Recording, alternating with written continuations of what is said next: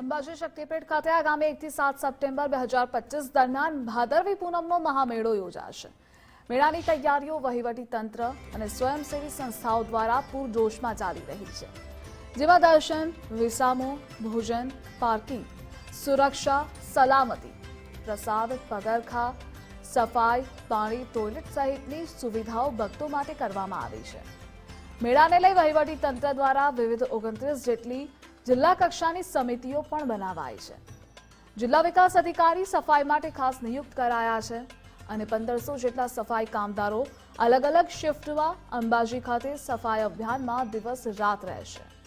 કાયદો અને વ્યવસ્થા, શાંતિ, પદયાત્રીઓ દર્શન કરી શકે તે માટે પોલીસ વિભાગ ફોર્સ તરીકે નહીં પરંતુ ફેસિલિટેશન તરીકે કામ કરશે। 5000 જેટલા જવાનો 2 શિફ્ટમાં ફરજ બજાવશે। ડુંગરાળ વિસ્તારમાં ઘોડેસવાર પોલીસ જવાનો ફરજ બજાવશે।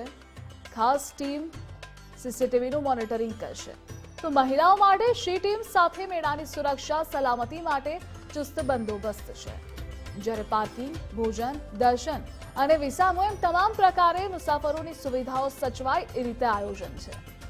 મેળામાં 2 દિવસ ડ્રોન શોનું પણ આયોજન। માઈ ભક્તો માટે 4 જેટલા ભોજનાલય પણ 7 દિવસ ચાલુ રહેશે।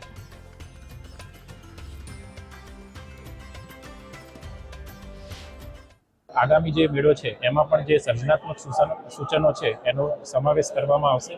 સાથોસાથ મેળાની તૈયારીના ભાગરૂપે 27 કરતાં પણ વધારે સમિતિઓની રચના કરવામાં આવી છે અને અંદાજિત 6500 કરતાં પણ વધારે કર્મચારીઓ સમગ્ર મેળામાં વ્યવસ્થાનું આયોજન કરશે। સાથોસાથ ડિઝાસ્ટરના સમયગાળા દરમિયાન પણ કોઈ દુર્ઘટના ન બને તેના માટેની પૂરતી તૈયારી રાખવામાં આવી છે। એના ભાગરૂપે આજરોજ સમગ્ર અંબાજી ખાતે અલગ અલગ જગ્યાએ મોક ડ્રીલ પણ કરવામાં આવી હતી। આ ઉપરાંત ગયા વર્ષે જે વીમાનું કવરેજ હતું એની જે મર્યાદા 20 કિલોમીટર હતી એ 20 કિલોમીટરની મર્યાદાના બદલે આ વખતે સમગ્ર ગુજરાતની હદ સુધી વીમો આરાસુરી અંબાજી માતા દેવસ્થાન ટ્રસ્ટ દ્વારા લેવામાં આવ્યો છે।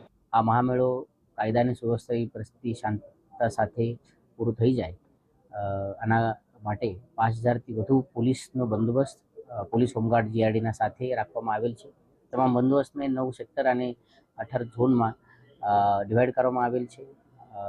આ બંદોબસ્તમાં પોલીસના બાકી પણ જે સંસાધનો છે, જેમ કે BDSની ટીમ હોય, ડોગ સ્ક્વોડ હોય, ફોર્સ પેટ્રોલિંગ હોય, તેના પણ ઉપયોગ થનાર છે। સીસીટીવીના માધ્યમથી, બોડી કેમેરાના માધ્યમથી બંદોબસ્ત ઉપર ચાંપતી નજર રાખવામાં આવશે અને જે પણ અસામાજિક તત્વો અથવા ગુનેગારી પ્રવૃત્તિના તત્વો મેળામાં આવશે તેને રોકવા માટે સ્પેશિયલ ટીમ જેમ કે anti pickpocketing team, anti chain snatching ટીમની વ્યવસ્થા પણ કરવામાં આવેલ છે।